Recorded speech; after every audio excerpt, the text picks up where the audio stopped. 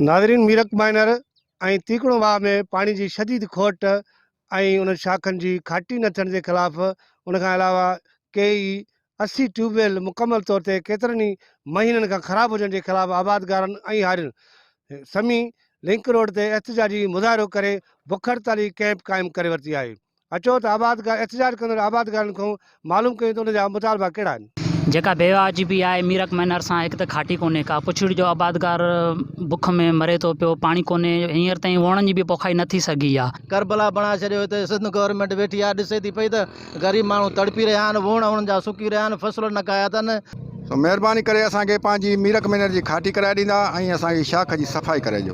आला अमलदारनि खां इरिगेशन अमलदारनि खां मुतालबो था कयूं त महिरबानी करे असांखे खाटी कराए ॾिनी वञे। मीरक माइनर शाख जी 18 महीननि खां खाटी न थी सघी आहे। तव्हां ॾिसी सघो था त शाख में गंद सां भरी पई आहे, किन गॾ गाबा उन में मुआ पिया आहिनि।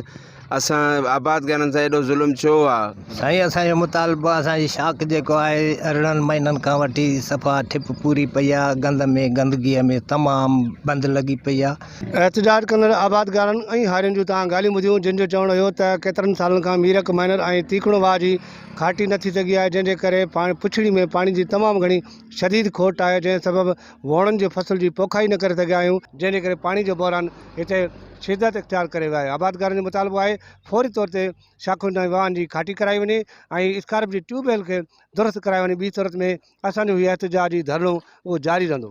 कैमरामैन फयाज़ शेख सां गॾु गुलाम सिंह चांग, सिंध टीवी न्यूज़, हिंगोर जा।